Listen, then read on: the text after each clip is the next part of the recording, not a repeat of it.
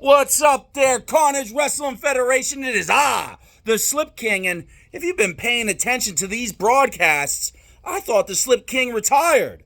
But it looks like CWF and management was like, nah, you got to pick up your crown and keep going. So I competed. I did my match. I somehow won a title.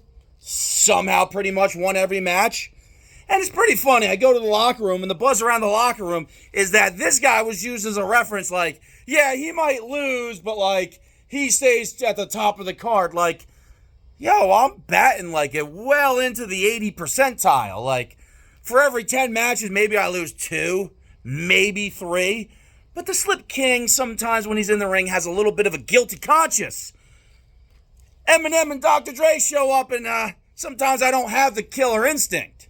So I was trying to maybe take a little bit of a sabbatical, but I was forced in the ring. Went against my buddy Dan Beef Jervis, where I thought, like, hey, man, let's have, like, an actual wrestling match. But I am a fighter, so I get it. And he proceeded to just stay on me like flies on a turd and just, like, hit his move, pick me up, hit his move, pick me up, hit his move, beat me as soon as possible, and hit me with the GG, folks. And I get the culture. I really do. Me, I try to, like, not make every match rinse, wash, and repeat. And that brings me to the owner, the real Wizard of the Oz, behind the curtains here, Mr. Patrick. You went against me, and this highlights my philosophy and maybe the issue here. Because when I went against you, you started off good, almost a squash match, but the longer the match goes, the cardio king, you might look at him and be like, that's a whole heap of a man, but, like, in the real world, I'm a lot better athlete than, like, probably all you guys. But anyway, Slip King digresses. And I got the match back in my hand, and I was like, you know what? Maybe Patrick's going to the chat and be like, why, Jim, are you doing this? Or, like, maybe his controller died. So I backed up, went to my corner, put my dukes up, my guard, if you will. And what does Patrick do? He sees me backing up like, oh, maybe something's going on. No. He proceeds to run at me like it's Need for Speed because everybody's finger has to be jammed on that run button in this game. And Claymore kicks my head off. And I use resiliency. I kicked out because I am a resilient feller. And then I go back outside, do a little bit of my tomfoolery. And we talk about ring courtesy, but it's not like courtesy. It's like, let me count to 3 and then I'm going to run at you. So really, like, ring courtesy is irrelevant at that point. It's like there's all these rules that try to make people play legit. And I'm not saying people aren't playing legit, but, like, you're still treating it as a fighting game. There's no storytelling. There's no wrestling. And that affects me because I try to be a little bit of a storyteller.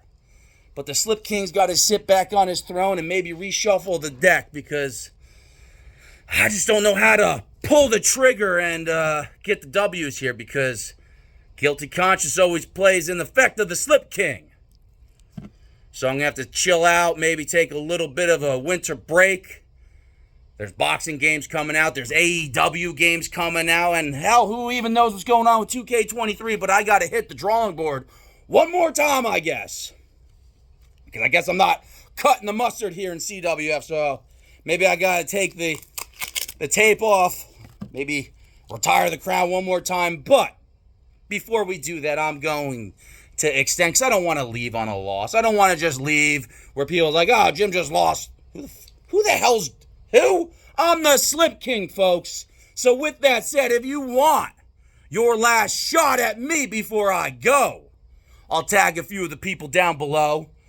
Fugat, if you got, like, the balls. The soulless one that cannot be mentioned, even though I was mentioned with him as, like, yeah, he's really, like, he might not win a lot of matches. No. And there's other people. I know there's that Fresh Paint of Bel Air or whatever the heck his name is. That boy can cut a promo, but I don't really know if he can get it done in the ring. There's that Danny Monk guy. There's a few people I would like to grace the ring with before I leave. So if you're interested, let me know down below. Slip King punches and says, peace